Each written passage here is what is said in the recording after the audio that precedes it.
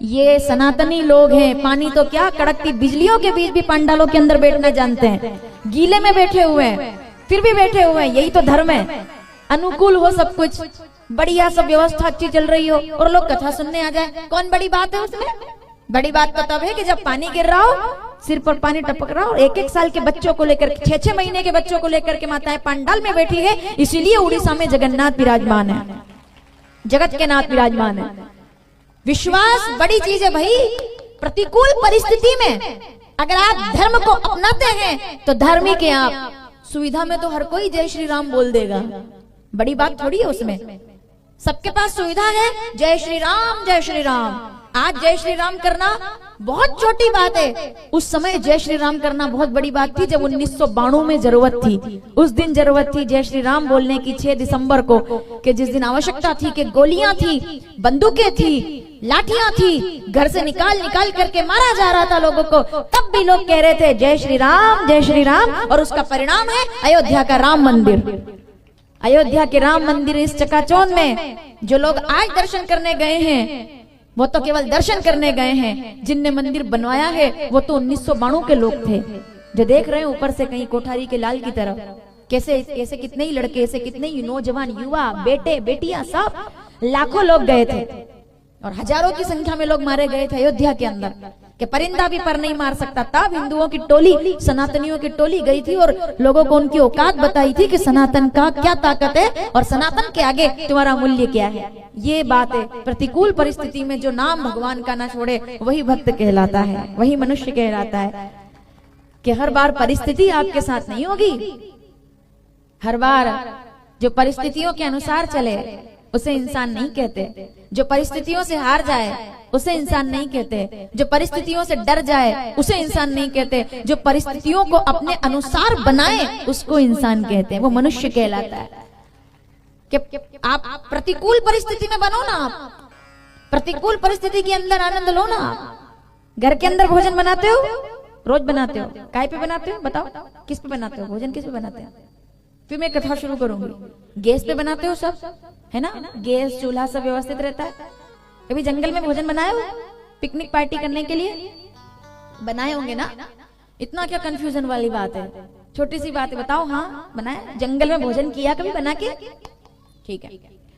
जब रसोई घर के अंदर भोजन बनाते हो, गैस अपनी जगह पर होता है, मसाले अपनी जगह पर होते हैं, चावल अपनी जगह पर होता है, आटा अपनी जगह पर होता है। आप लेते हो, निकालते हो, बनाते हो, खा लेते हो। लेकिन जब जंगल में पिकनिक करने जाते हो तो छोटी छोटी पुड़िया में सामान बांध कर ले जाते हो, है ना? गैस नहीं होता, स्टोव नहीं होता, लकड़ियां इकट्ठी करते हो, चूल्हा बनाते हो और भोजन बनाते हो। अब मुझे ईमानदारी से बताओ, ज्यादा स्वाद कौन से भोजन में आता है? घर वाले में? बताओ, घर वाले में आता है ना? नहीं। जंगल वाले में नमक कम होगा तब भी रुचि से खाओगे, क्योंकि आपने मेहनत करके बनाया है, आपने व्यवस्थाएं की है, आपके द्वारा प्रबंध किए गए हैं और उसको आप खाते हो। चावल कच्चे रह जाते हैं फिर भी आप खाते हो और प्रेम से कहते हो कि क्या बात है, अच्छा लगा, बड़ा अच्छा लगा। क्यों? क्योंकि आपने प्रयास किया है, आपने लकड़ियां तोड़ी है, आप सामान लेकर गए हो, आपने पसीना बहाया है। आपकी हिम्मत ही नहीं है कि आप ये बोल दो कि मजा नहीं आया, आनंद आ गया। क्यों आ गया? क्योंकि जहाँ परिस्थितियां प्रतिकूल होती है फूल वहीं खिलते हैं, फसल वहीं पैदा होती है। गर तू मर्त बाचा है, वो बड़ी अच्छी बात है कि अगर कोई मनुष्य प्रयास करे, मिटा दे अपनी हस्ती को, गर तू मर्त बाचा है कि दाना खाक में मिलकर गुले गुलजार होता है। जो दबता है वही बनता है। एक बीज को सोने की डिब्बी में बंद कर दो, सब सुविधा दे दो, उसको एसी में रख दो, कमरे में रख दो, कांच की बोतल में बंद कर दो उसको, बीज को, और एसी में रख करके उसको भूल जाओ, क्या होगा? उसका सड़ जाएगा, खराब हो जाएगा। उसी बीज को मिट्टी के अंदर फेंक दो, ना एसी, ना कूलर, ना पंखा, ना सोने की डिब्बी, ना कांच की बोतल, फेंक दो मिट्टी के अंदर, वो सृजन का बीज बन करके पेड़ बन जाएगा। क्योंकि उसने प्रतिकूलताएं देखी है। आने वाली पीढ़ी को प्रतिकूलताओं की जरूरत है, संघर्ष की जरूरत है। ये जो सीधे सीधे मिल रहा है ना, इसी के चक्कर में सब बवाल हो रहा है। जो सीधे सीधे मिल रहा है हमारे हाथों में, सीधे सीधे आ रहा है, बच्चों को पता ही नहीं है संघर्ष क्या है। आज वो जन्म बाद में लेते, मोबाइल पहले आ जाता है उनके पास, चलना बाद में सीखते, माँ बाप साइकिल पहले ला देते हैं, नहीं लाते हैं क्या? हमारे बच्चा मोटरसाइकिल पर घूमता है, छोटे से बच्चे को हम तुरंत, क्योंकि हम प्यार करते हैं उसको, हम लाड़ करते हैं उसको, हम उसके जन्म से पहले उसकी व्यवस्थाएं बना देते हैं आज कि ये इसके लिए एक दुकान, इसके लिए एक मकान, इसके लिए हम सब कर देते हैं।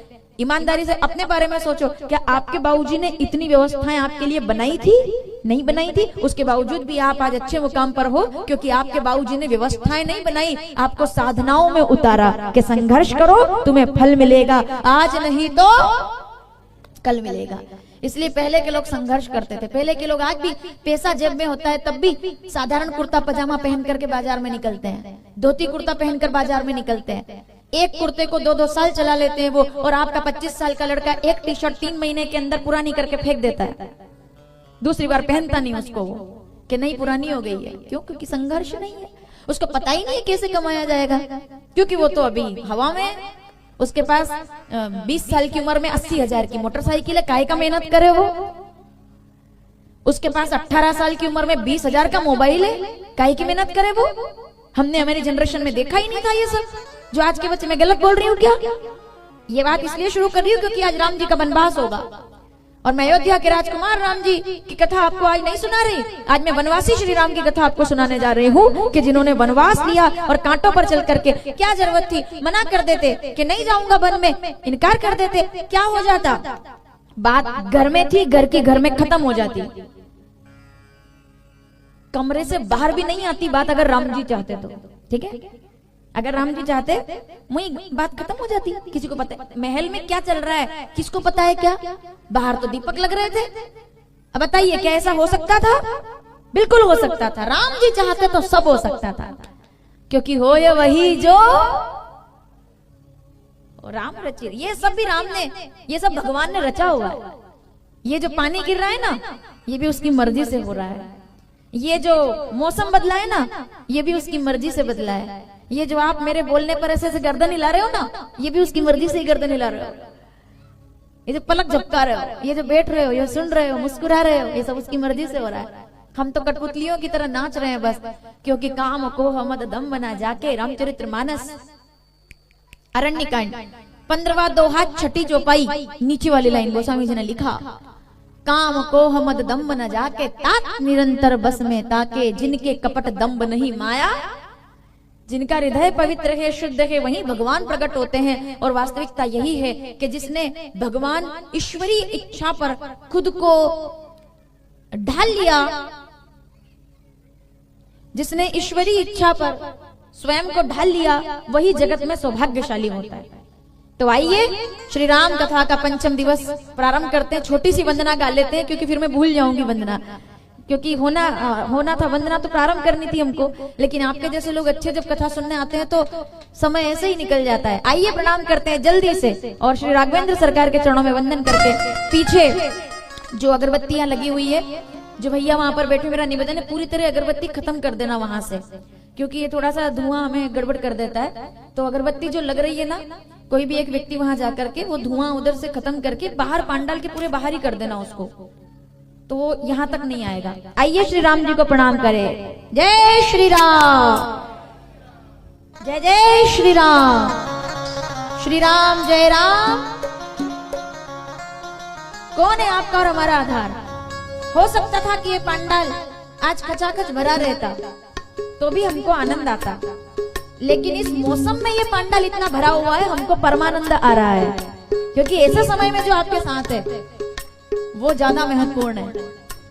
भीड़ नहीं चाहिए हमको, श्रोता चाहिए, श्रोता।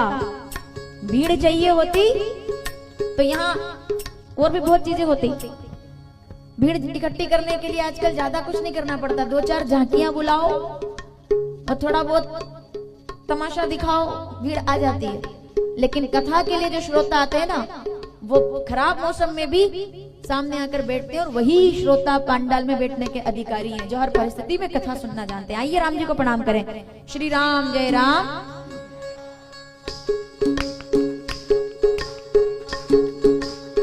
श्री राम हरिओम।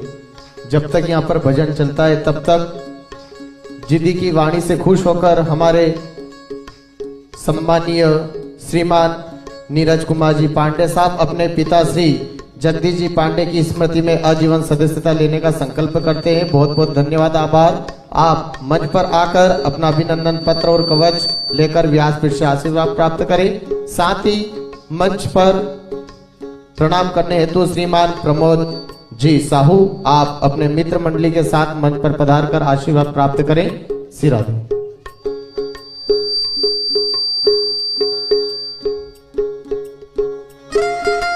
श्री राम जय राम सब गाएंगे भाव से। कौन है आपका और मेरा आधार, हम सबका आधार।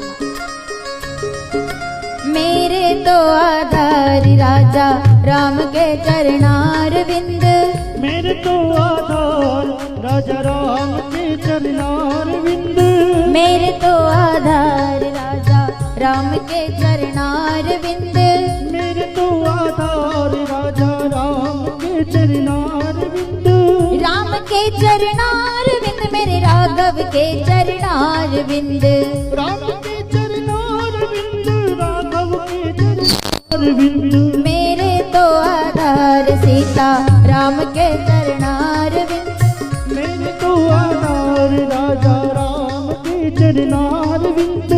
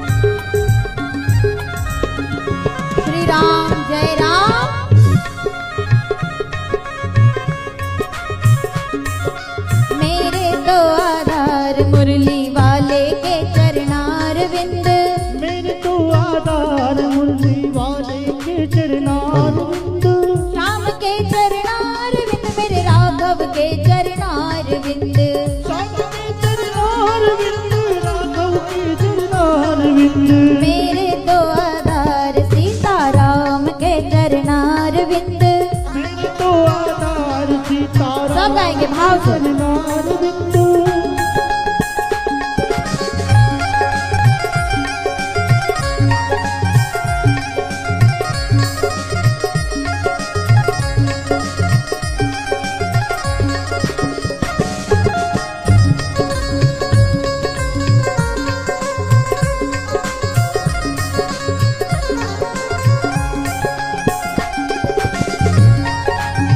हरि वो श्री राम जय राम।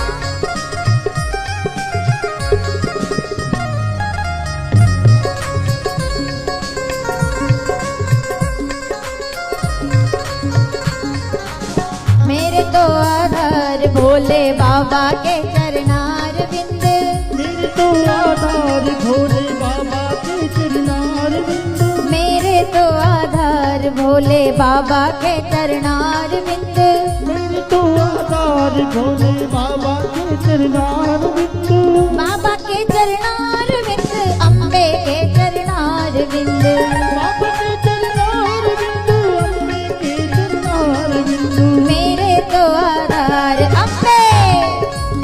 सब गाएंगे भाव से।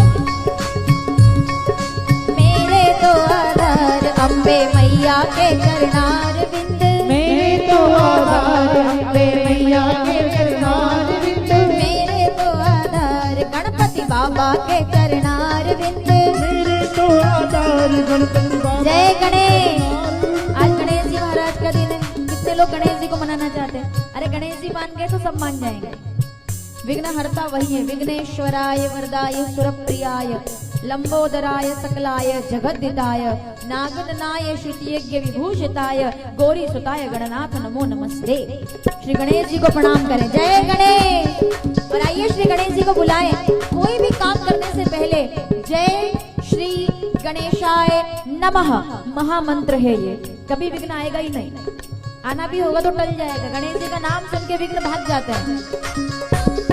देवा आज पधारो श्री राम जी की धून में, देवा आज पधारो श्री राम जी की धून में, गणपति आज पधारो श्री राम जी की धून में, गणपति आज पधारो श्री राम जी की धून में, राम जी की धून में श्री श्याम जी की धून में, राम जी की धून में श्री श्याम जी की धून में,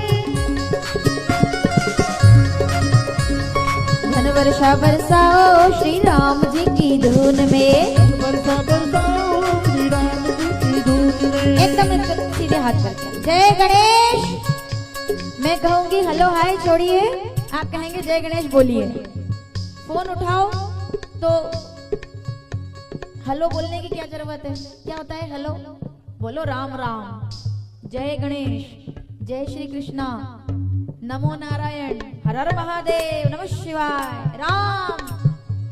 ऐसे बोल के आपने अगर ऐसे फोन उठा लिया, सामने वाला आधे तो ये समझ जाएगा कि ये तो भाई भगत है। वैसे ही आपसे उल्टी बात नहीं करेगा कि भगत है ये। तो जरा ऐसे एक बार कहेंगे। अगर फोन आया तो क्या कहेंगे? हेलो हाय छोड़िए, जय गणेश, जय गणेश। दोनों हाथ उठाकर एक साथ जय गणेश, जय गणेश। और दोनों हाथ उठाकर ताली के साथ प्रार्थना करेंगे।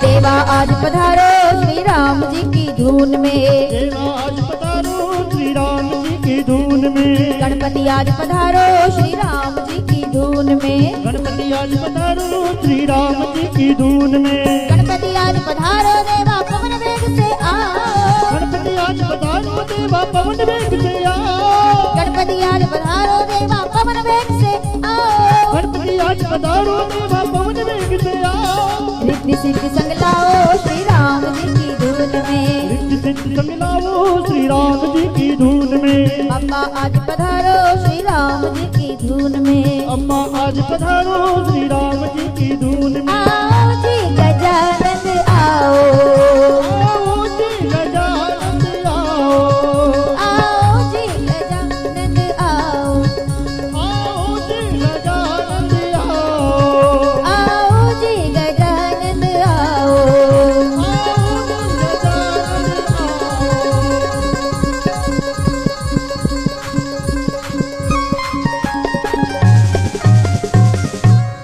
जय गणेश, श्री राम जय राम।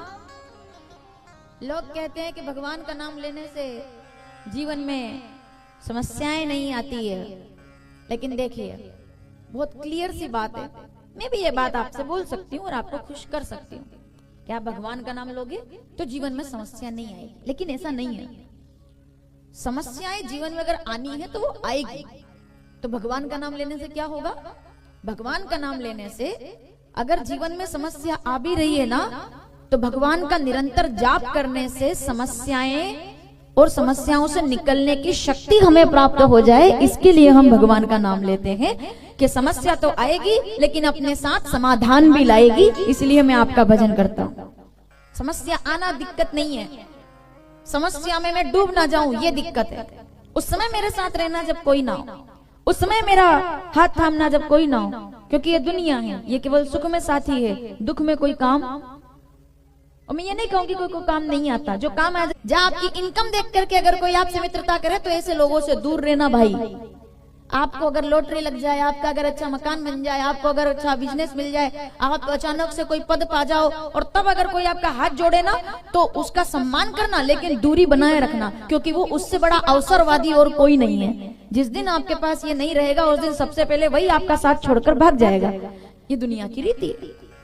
कोई आज अगर आपको नमस्कार कर रहा है, आप साइकिल पर हो और आपको नमस्कार कर रहा है तो आपका अपना है, लेकिन आप साइकिल पर हो तब तो आप देखता नहीं, और आपने कार ले ली महंगी 30 लाख की, तब आपको राम राम करे, तो समझ लो कि ये आपको नहीं, ये कार को राम राम कर रहा है।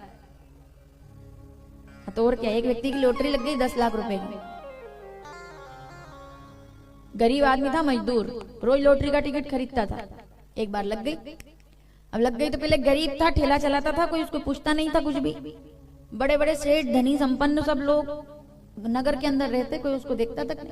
लॉटरी लग गई तो उसकी लॉटरी लगी 10 लाख रुपए की। आज से 50 साल पहले 10 लाख मतलब 10 करोड़ ज्यादा।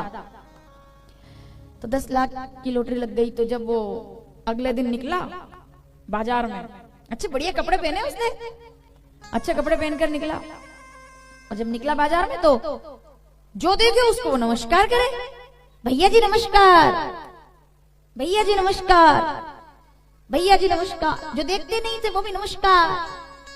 तो वो जवाब में क्या कहता, बोले बोल दूंगा।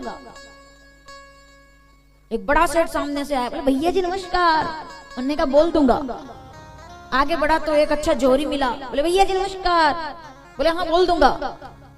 एक उसके दोस्त ने उससे कहा भैया नमस्कार, उसने कहा हाँ बोल दूंगा। उसने कहा तो पागल हो गया, लोग तेरे को नमस्कार बोलते हैं तो बदले में तेरे को क्या बोलना चाहिए, नमस्कार। तुझसे कोई नमस्कार करता है तो तू बदले में बोलता है बोल दूंगा, बोल दूंगा। किसको बोल देगा, क्या बोल देगा। उसने कहा चल मेरे साथ अब मैं घर चलता हूँ। शाम हो गई, घर आया और घर में जो तिजोरी थी जिसमें 10 लाख रुपए रखे थे, तिजोरी का ताला खोला, दरवाजा खोल करके और दोनों हाथ जोड़ के बोला कि गांव के 15 लोगों ने आज आपको नमस्कार बोला है, मैं आपको उनका नमस्कार आप तक पहुंचाने आया हूं। बोले इसका क्या मतलब है। बोले वो लोग तो मुझे कल से पहले भी मिलते तो कोई पूछता नहीं था, अब मुझे नमस्कार कर रहे, मुझे नहीं कर रहे, मेरी दौलत को नमस्कार कर रहे हैं। ये नहीं रहेगी तो नमस्कार चमत्कार बंद हो जाएंगे। अगर कोई व्यक्ति आपके समय को देखकर आपसे नमस्कार करता है, अगर आपके पैसे को देखकर आपसे नमस्कार करता है, आपके पद को देख करके नमस्कार करता है, तो समझ लो वो आपके लिए बड़ा खतरनाक है, क्योंकि वो अवसरवादी आपका फायदा तो उठाएगा, लेकिन जिस दिन आपको जरूरत होगी ना उस दिन आपके काम कभी नहीं आएगा। इसी का नाम दुनिया है भाई। जब तक आपके पास पद है, पैसे वाला होगा ना, अब मैं क्या कहूं, थोड़ा कड़वा बोल जाती हूँ इस बारे में कभी कभी।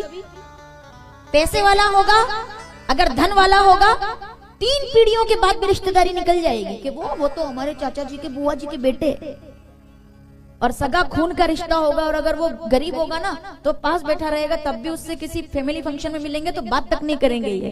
क्यों, क्योंकि इसके पास तो गाड़ी नहीं है। और जो 3 पीढ़ियों पुराना रिश्ता है लेकिन करोड़पति है, हाथ जोड़ के जाएंगे, बोले मैं बुआ जी का बेटा हूँ आपका। कौन सी बुआ जी, बोले 3 पीढ़ियां। लेकिन ये कौन सा रिश्ता हुआ, ये पैसे वाला हुआ। एक बहुत अच्छी बात है, देखो अगर मुझे याद आ जाए, तो व्यावसायिक है, संबंध उन्हीं से मधुर है जिनसे मुनाफा अधिक है। जिससे ज्यादा फायदा होगा वहां लोग आगे बढ़ करके रिश्ते बनाएंगे, और फायदा नहीं होगा तो सगे भाई को भी ठुकरा देंगे कि नहीं ये मेरे काम का नहीं।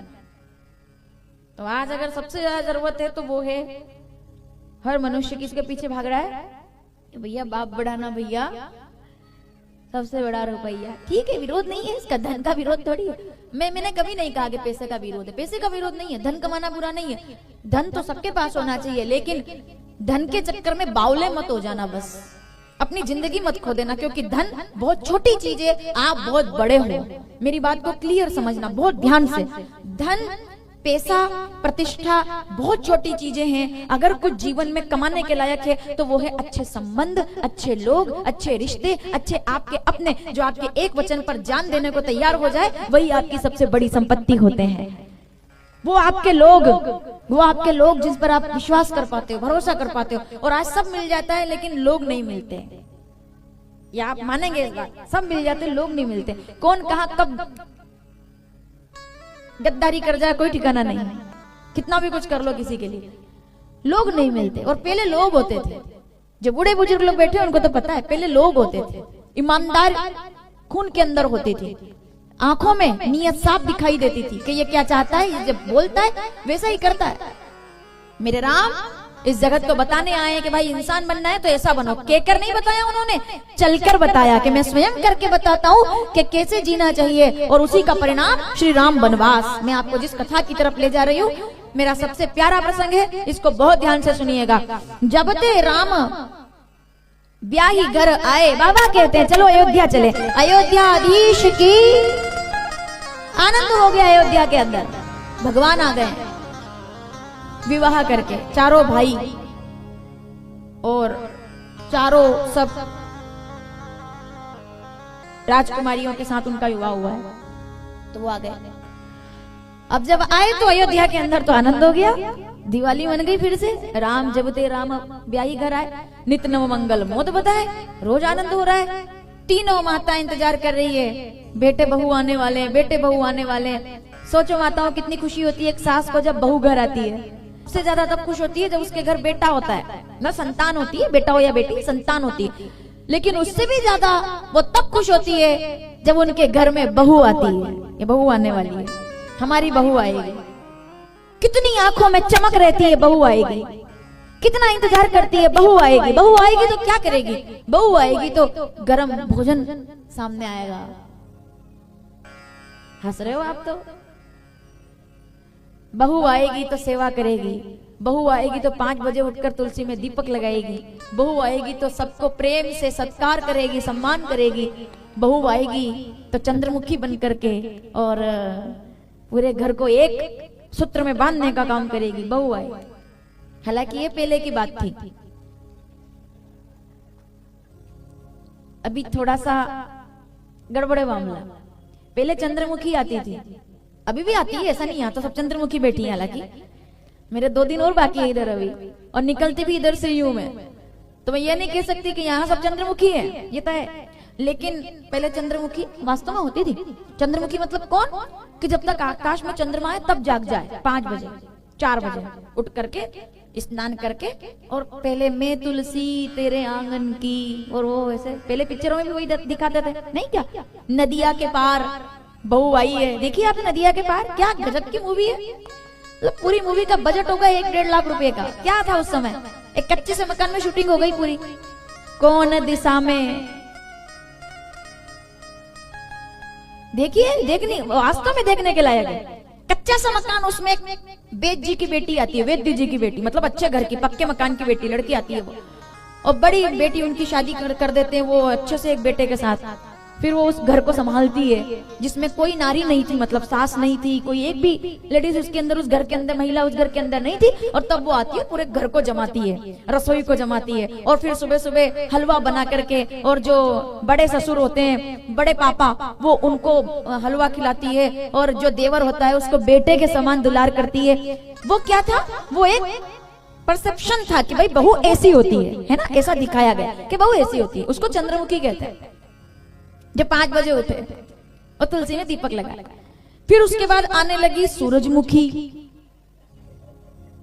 अरे सुनो, सूरजमुखी का मतलब क्या है? जो 8 बजे उठे, और वो भी एहसान करते करते 8 बज गए, और सासू माँ जब तक 10-15 बार बर्तन ना पटक दे तब तक वो उठे ही ना, क्योंकि सासू माँ को तो आदत है जल्दी उठने की, तो उठे ही ना तब तक, जब तक वो सासू माँ पूरे घर का झाड़ू लगा।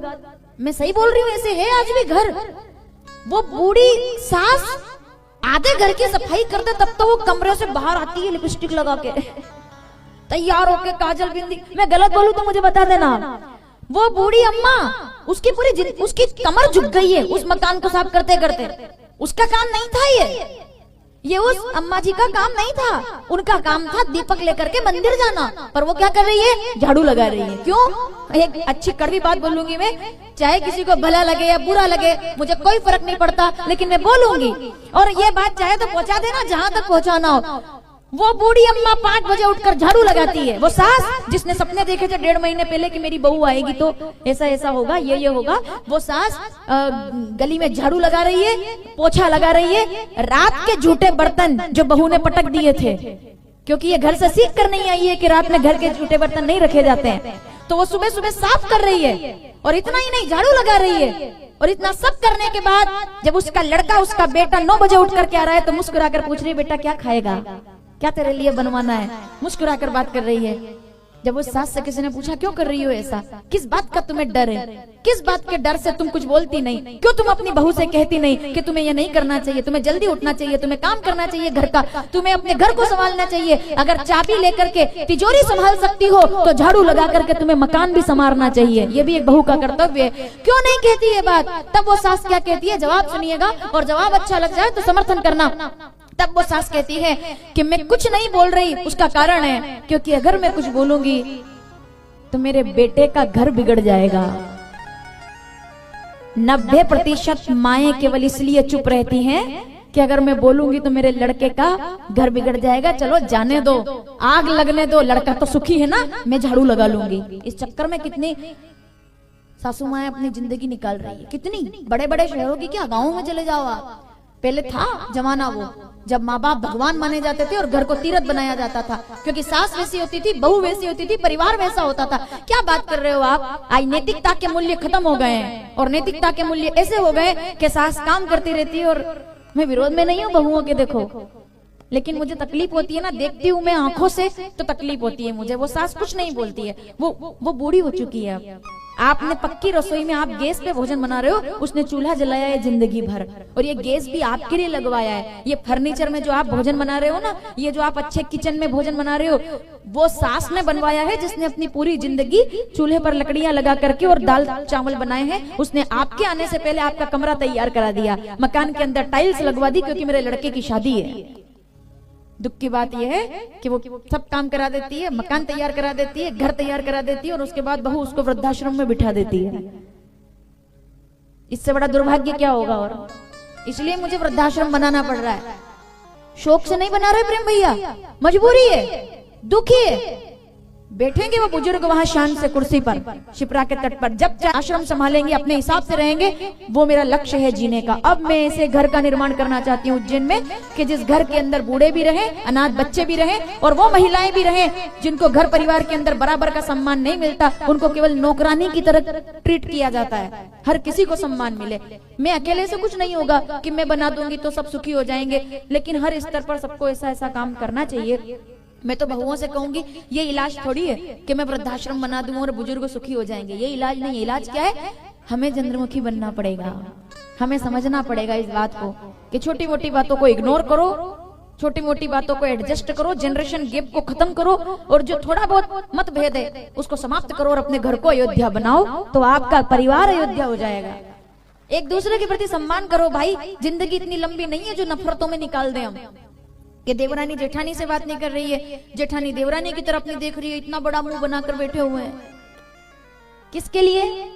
पता नहीं कब आंखें खुलेगी, खुली रह जाएगी। मत पड़ो चक्कर में। कितना जीना है? आपसे पहले के लोग कितना जी गए जो हम जी लेंगे? क्यों लड़ रहे हैं लोग? जमीन के टुकड़े के लिए लड़ रहे हैं, मकान के हिस्से के, एक कमरे के लिए लड़ रहे हैं। कमरे के लिए बताओ आप, है ना? किसके लिए लड़ रहे हैं? खेत के इतने से हिस्से के लिए लड़ रहे हैं, जमीन के टुकड़े के लिए लड़ रहे हैं। क्यों लड़ रहे हैं साहब? आखिर में तो जमीन का वो टुकड़ा भी नहीं काम आएगा कि छोटा सा तू कितने बड़े अरमान तेरे, मिट्टी का तू सोने के सब सामान तेरे। ये मिट्टी की काया जब मिट्टी में मिल जाएगी तो ना सोना काम आएगा ना चांदी काम आएगी। कितने भी ठाट बाट से जी लो, आखिर में तो वो एक लोटे में समा जाना है बस। इतने से कितनी जमीन चाहिए? एक लोटा बस, उसमें समाना है ना, इसके आगे है कुछ? अरे एक अच्छा सा शेर है, मुझे देखो कभी कभी याद आता है कि एक दिन हम शहर से निकले तो दिल में कई अरमान थे। एक तरफ थी झोपड़ी, एक तरफ शमशान थी। एक दिन हम शहर से निकले तो दिल में कई अरमान थे। एक तरफ थी झोपड़ी, महल, बंगले। उसे देख करके मेरे मन ने कहा कि देखो एक दिन ऐसा मेरा भी होगा, है ना? मेरे मन ने कहा आत्मा से कि देख एक दिन ऐसा मेरा भी होगा, बंगला मेरा भी होगा, गाड़ी मेरी भी होगी, प्रॉपर्टी मेरी भी होगी। दूसरी तरफ शमशान थे, तो शमशान को देख करके जब वहां कोई चिता जल रही थी तो आत्मा ने मन को समझाया, बोले एक दिन ऐसा तेरा भी होगा। वो भी सत्य है और ये भी सत्य है। तो एक दिन हम शहर से निकले, दिल में कई अरमान थे। एक तरफ थी झोपड़ी, एक तरफ शमशान थे। तभी पैरों तले एक हड्डी आई और उस हड्डी के ये बयान थे, ए चलने वाले जरा संभल कर चलना, क्योंकि हम भी कभी इंसान थे, हमें भी ये शरीर मिला था। हम भी गाते फिर रहे थे बड़े भाग्य मानस तन। रामचरितमानस उत्तरकांड 42वां दोहा चौथी चौपाई। बड़े भाग्य मानस तन, मत कर काया का अभिमान, काया गार से काची। एकदम कच्चा शरीर है, बिखर जाएगा, कुछ नहीं। सुना आपने भजन? वो गाएंगे थोड़ा सा, मुझे भी ज्यादा आता नहीं है, 2 लाइनें गाएंगे बस। मत कर काया का अभिमान, सब छूट जाना है। श्रीमद् भगवद गीता 2 अध्याय 22-23वां श्लोक। वंशासि जीर्णानि यथा विहाय नवानि गणाति नरो पर्याणि तथा शयानि विहाय जनान्यानि संयाति नवानि देहि नैनम छिद्दन्ति शस्त्राणि नैनम दहति पावक। क्या गजब के श्लोक है ये। पढ़ो आप गीता, जिनके घर में गीता है 2 श्लोक जरूर पढ़ना जाकर के। एक श्लोक में ये कहा कि शरीर का कोई अस्तित्व नहीं है। आहा क्या बात है। एक कभी अगर केवल गीता पर मौका मिला बात करने का, क्या बात है। 2 श्लोक पढ़ो आप। एक श्लोक कहता है वंशासि जीर्णानि यथा विहाय नवानि गणाति नरो प्राणि, यानी कि शरीर का कोई अस्तित्व नहीं है, ये तो मिट जाएगा, खप जाएगा, गल जाएगा, जल जाएगा, कोई काम का नहीं। और दूसरे श्लोक में क्या कह दिया? शरीर तो मिट जाएगा लेकिन आत्मा अमर है, आत्मा कभी नहीं मिटेगी। इसको कोई क्लियर शब्द में गीता के 2 अध्याय के 22 और 23 श्लोक का अर्थ यह है कि शरीर को कोई बचा नहीं सकता और आत्मा को कोई मिटा नहीं सकता। इसलिए शरीर का श्रृंगार करने की बजाय आत्मा का श्रृंगार कीजिए। आत्मा भजन से ही आनंदित होती है, मगन होती है। इसीलिए रामचरितमानस कहती है भजन करो, कीर्तन करो, क्योंकि सदगुरु वेद वचन विश्वासा। रामचरितमानस उत्तरकांड 121वां दोहा 3री चौपाई। सदगुरु वेद वचन विश्वासा, संयम यह न विषय के आशा। भजन करने से आत्मा पोषित होती है। भोजन करते हैं तो शरीर को आहार मिलता है, भजन करते हैं तो आत्मा को आहार मिलता है, आत्मा तेजवान बनती है। आप रूपवान बनोगे, गारंटी है मेरी, रूपवान बनोगे आप, तेज आएगा चेहरे पर, आत्मा अगर चमक रही है। क्या गाया उन्होंने? मत कर काया का अभिमान, काया गार से काया। ताली के साथ। तड़क भड़क वाला भजन नहीं है, एकदम सीधा है। चलती चाकी देखकर दिया कबीरा रोए, चलती चाकी देखकर दिया कबीरा रोए, 2 पाटन के बीच में साबित बचाना कोई। सब दाने पिस गए, घट्टी चल रही है चक्की, कबीरदास जी रो दिए। चलती चाकी देखकर दिया कबीरा रोए। कबीरदास जी कहते हैं सब गेहूं पिस गए, सब आटा पिस गया, कोई बचा नहीं। तो चक्की को देखने के बाद कबीरदास जी मुस्कुरा फिर हंसने लगे। बोले पहले रो रहे थे, हंस क्यों रहे हो? बोले ताकि चले तो चलने दे, पिस पिस आटा होए। और वो जो घट्टी के बीच में होता है ना, ऐसे गुम गुम गुम गुम, अब आपकी भाषा में क्या कहते हो उसको समझ लो। तो उन्होंने कहा चक्की चले तो चलने दे, पिस पिस आटा होए, और लगे रहो मड़ले नीचे तो बाल न बाका होए। उसको जिसने पकड़ लिया वो गेहूं का कुछ नहीं बिगड़ता, क्योंकि वो आश्रय में है। हरि शरण और शरण वही आश्रय है।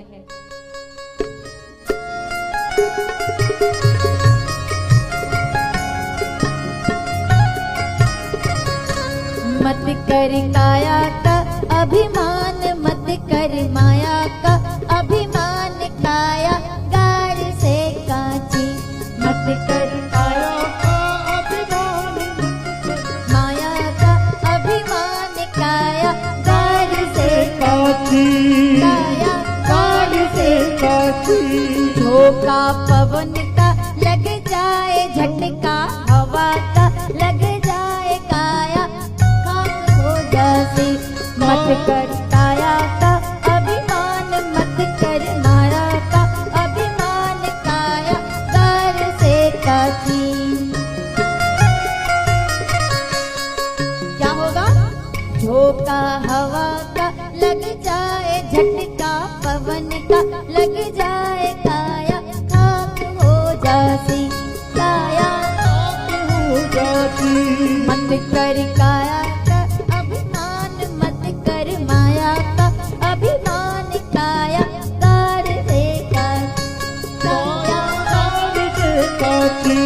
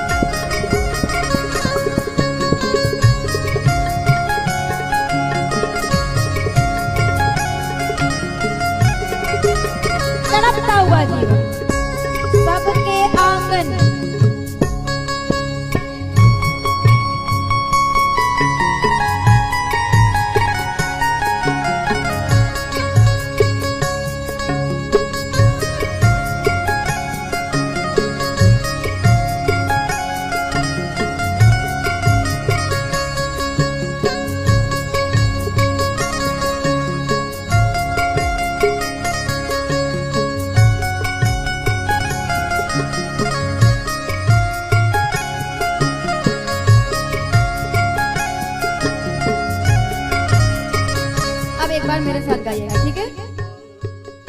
मत कर काया का अभिमान, मत कर माया का अभिमान, काया गार से काची काया।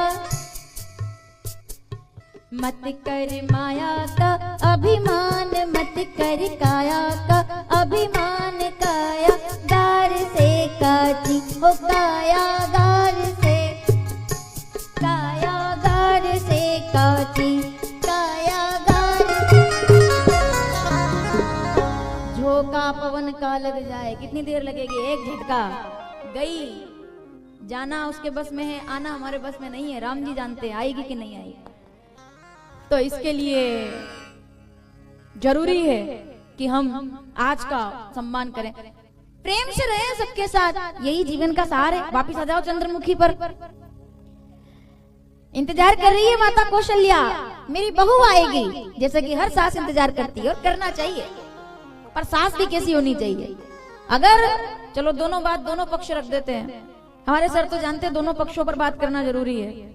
दोनों पक्ष, जज साहब दोनों पक्ष देखते हैं। तुम्हारे वकील साहब को पता है कि दोनों पक्ष होंगे बराबर, तो इधर का भी सुना जाएगा, उधर का भी सुना जाएगा। एक देख कर जज कभी भी ऐसा नहीं कि भाई सेंटिमेंटल में आकर के उन्होंने कहा कि हाँ हाँ नहीं, बराबर देखा जाता है।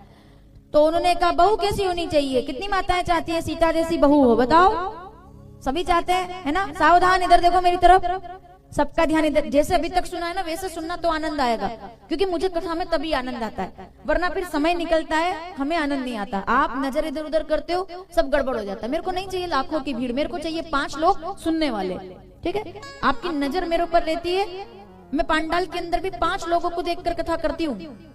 5 लोग हम ऐसे आंखों से चयन कर लेते हैं कि पूरी कथा इनको देखकर होगी। श्रोता लोगों को हम पकड़ लेते हैं इधर से। बहुत लोग बैठे रहते हैं, लेकिन पकड़े कुछ जाते हैं कि कौन सुन रहा है, कौन सुन रहा है, कौन समझ रहा है, कौन सो रहा है, सब दिखता है इधर से। तो इसके लिए एकदम ध्यान बराबर इधर लगा कर रखोगे, समझ में आएगी कथा, ठीक है ना? इतनी ठंड में बैठे हो, परेशान भी हो रहे हो, तो फिर सुनो। ये आपस में खुजूर फुजूर तो आप अपन बात करते ही रहते हैं सब, वो बाद में, वो भोजन के समय करना, लेकिन फिलहाल भजन के समय आप केवल मेरी बात सुनेंगे। मतलब निवेदन है मेरा ऐसा।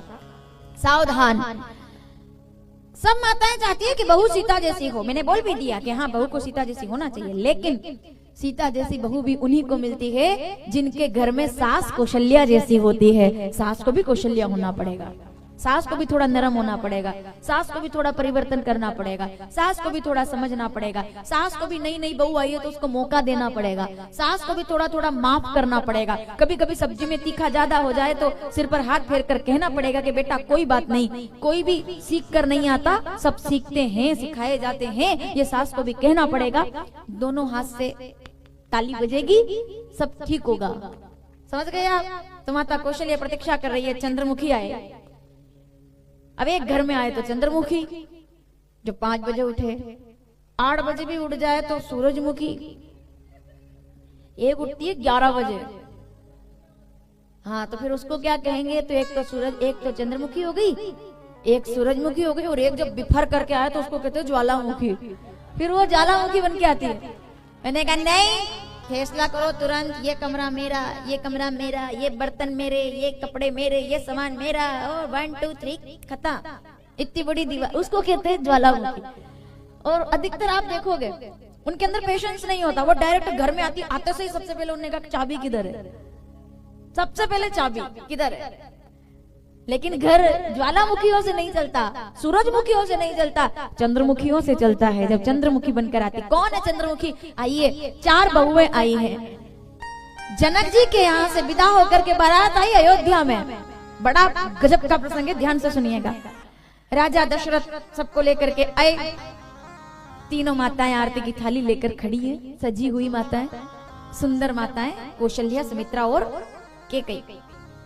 तीनों आरती की थाली लेकर के और तैयार कि बहू आई है, ठीक है। राजा दशरथ आए, ढोल नगाड़े बज रहे, बहू आ गई, बहू आ गई। कौशल्या जी ने जैसे देखा राम आ गए, श्री राम ने जैसे प्रणाम किया माँ, और जैसे प्रणाम किया तो माता की आंखों से आंसू और हृदय में जैसे कि दूध छलक आया हो अपने बेटे को देखकर। इतना प्रेम करती थी वो, राम जी को देखा। इससे पहले कि वो कुछ कहती, राजा दशरथ बोल पड़े, सावधान रानियों, सावधान, ये मत समझना कि मैं जनकपुरी से अयोध्या के लिए 4 बहुएं लेकर आया हूँ। नहीं, मैं जनकपुरी से बहुएं लेकर नहीं आया, मैं अयोध्या की 4 बेटियां लेकर के आया हूँ। इनको बेटियों के समान रखना। ये दूसरे घर की 9 वधुएं हैं, इनको बेटियों के समान, जैसे आंखें रखती है तारे को, पलके रखती है ना, ऐसे पलकों के समान रखना। रानी,